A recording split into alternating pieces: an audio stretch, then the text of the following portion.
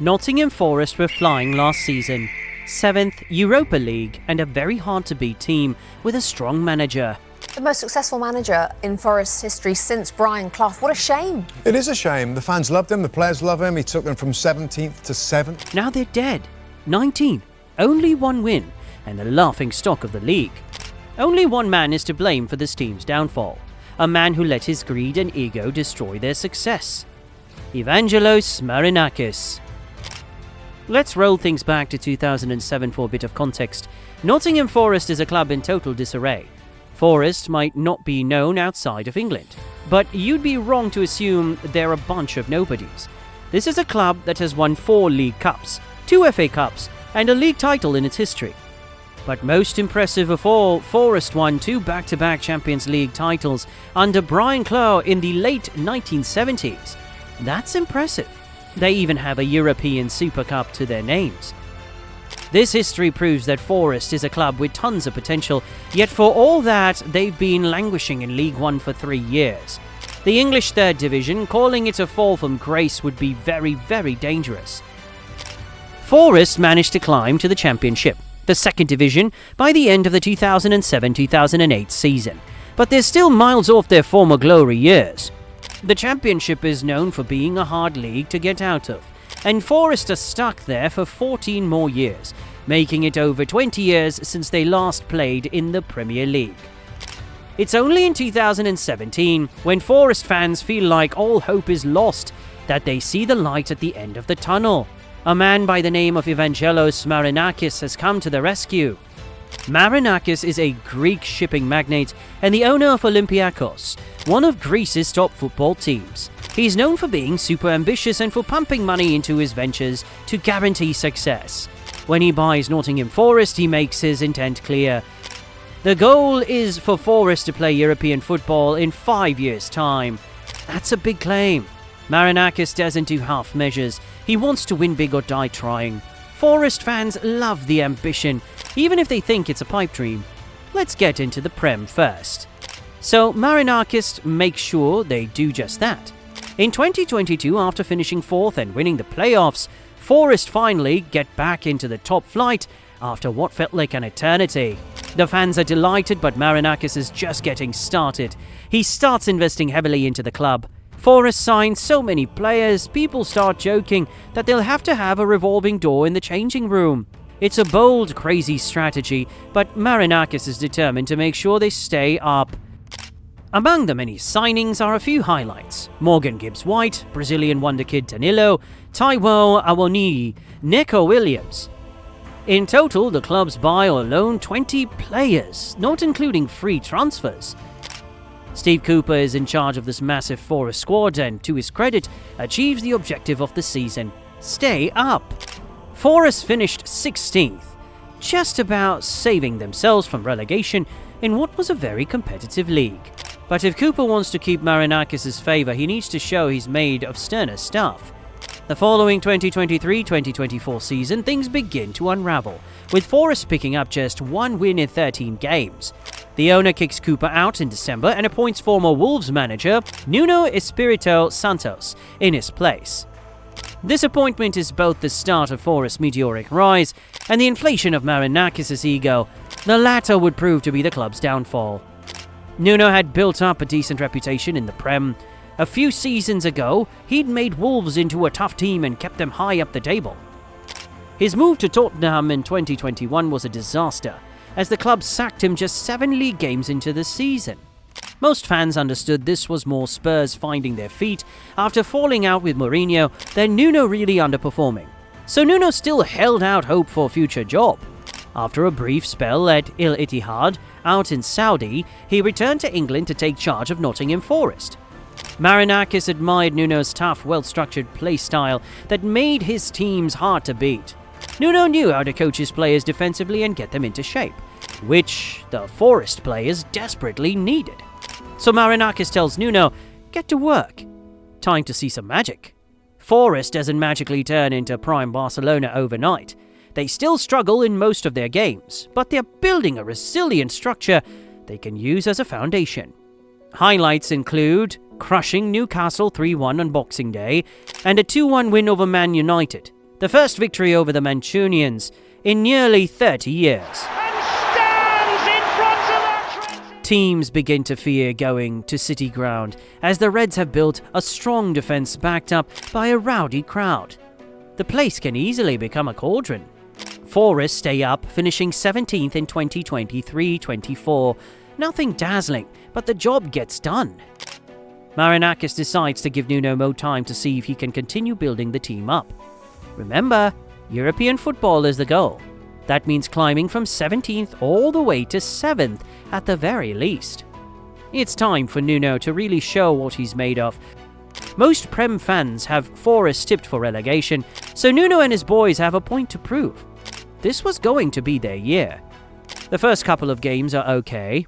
A 1-1 draw to a strong Bournemouth side at home, followed by a 1-0 win away at Southampton, keep them healthy. Nothing much to complain about. But a 1-1 home draw to Wolves is a little disappointing. Then that game rolls around. Anfield, an away trip to the eventual league winners, a ground Forest haven't won at since 1969. An easy win for Liverpool, most think. Maybe a draw if we're lucky. Imagine everyone's shock when Forest came to Anfield and not only defended like demons, but also kept a clean sheet against a side with plenty of firepower. But it gets even crazier. In the 72nd minute, Callum Hudson-Odoi strikes the ball wonderfully and scores an absolute stunner. 1-0 to Forest. Game over.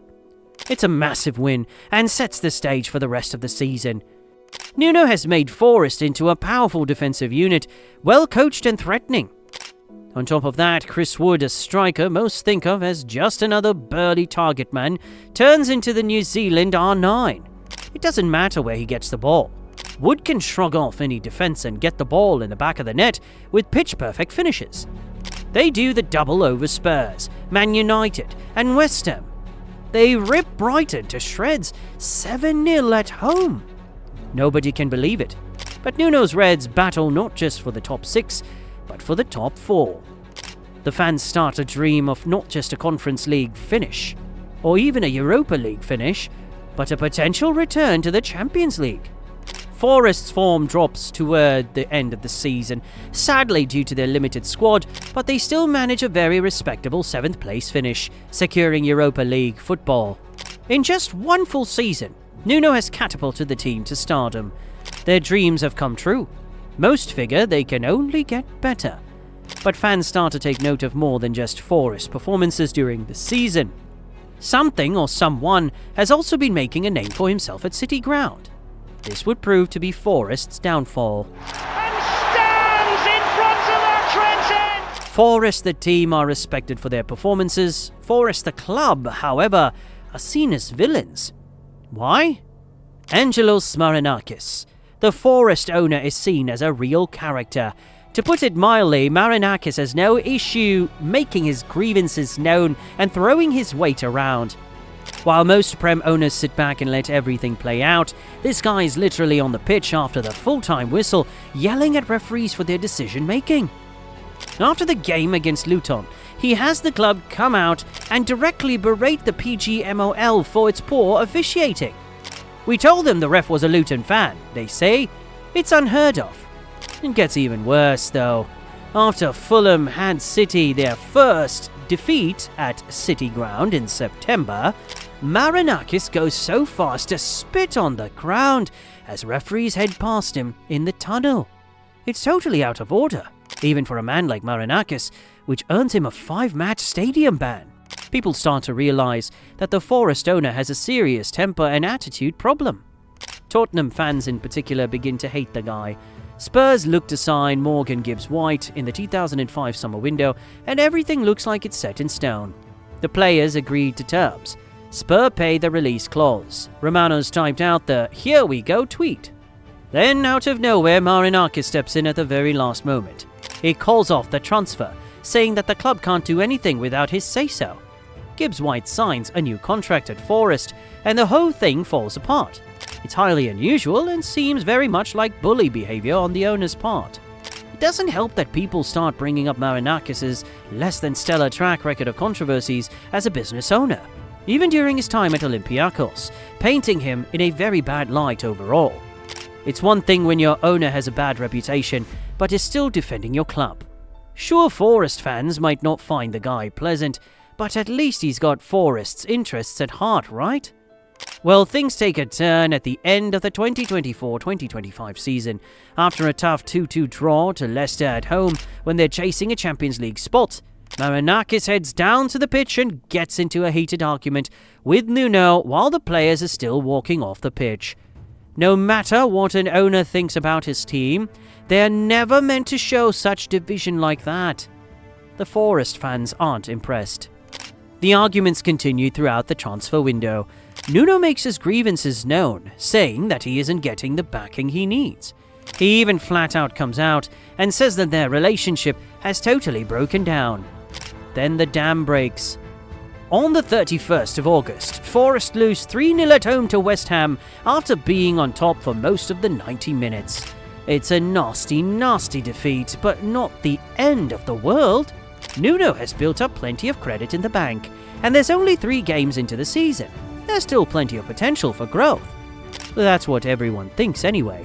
Everyone except Marinakis. The owner has been watching the game from his seat in the stands, his anger building and building as time went on. Once the full-time whistle goes, he storms out and literally sacks Nuno 20 minutes later. The news shocks the footballing world. Forest fans are the most stunned of all. They can't believe they've just lost their manager who had done so much good work for the club after just one defeat. Not long after, Forest announced that Ange Postecoglou, the man who had driven Spurs all the way down to 17th, the worst Premier League finish for the club ever, would be taking over as manager. Fans all across the league don't mince their words. This is a boneheaded move. Sometimes everyone will criticize you for what seems like a dumb move, but if you stick with your gut, you can prove them all wrong. A lot of the time, however, a dumb move is nothing more than that. In fact, sometimes it's downright idiotic. Ange's super aggressive attacking style is a total mismatch compared to Nuno's compact, resilient shape. Everyone knew it was going to go wrong, but few thought it would be so cataclysmically terrible. Arsenal annihilate them 3-0 in North London like it's nothing. They lose 3-2 at City Ground to the Danish side, Midtjylland, in the Europa League. They draw 1-1 to relegation contenders Burnley. They lose 1-0 to Sunderland at home. They lose 2-0 to Newcastle away. They get dumped out of the League Cup 3-2 by a mid-table championship side, Swansea. The team that was so defensively robust is now conceding goals left, right and centre and can't buy a win if their lives depended on it. Forest fans are literally singing, "You're getting sacked in the morning," to their own manager. It's a total car crash. Nuno is vindicated, Marinakis looks like a fool, but maybe there's one last chance. Forest host Chelsea at City Ground. Ange has been telling the fans to give him time and to believe in the team. If they can get a win here, they might be able to turn a corner and prove all the haters wrong. Marinakis takes his seat. Ange can feel the owner's gaze burning in the back of his head. It's now or never. Turns out, it's never. Forest get battered in the second half and completely collapse. They concede twice in around 3 minutes, giving Chelsea a 2-0 lead. Then they concede again to make it a humiliating 3-0 home defeat in the 85th minute. Ange looks back at the stands and sees Marinakis' seat is empty. He knows his time has come. Before the highlights can even be posted to YouTube, Forest announced that Ange has been sacked. Sean Dyche, known for his sturdy style and no-nonsense football, takes his place. So all in all, Forest were playing good football, secured a European spot for the first time in 30 years, and had the means to achieve greatness. But because Marinakis wanted to prove a point and impose his authority, they went winless in 8, wasted their time with a manager that didn't suit their style at all, and are now battling for relegation. They're right back where they started when they first got promoted to the Premier League. It took Marinakis nearly a decade to build Forest into a strong side worthy of respect. It took him just one dumb decision to make them a laughing stock once again. Such is the damage one man's ego can inflict on a whole club. Forest fans can only hope Dyche can stabilise the team and get them back to winning ways. Otherwise, they might find themselves back in the Championship by the end of the season.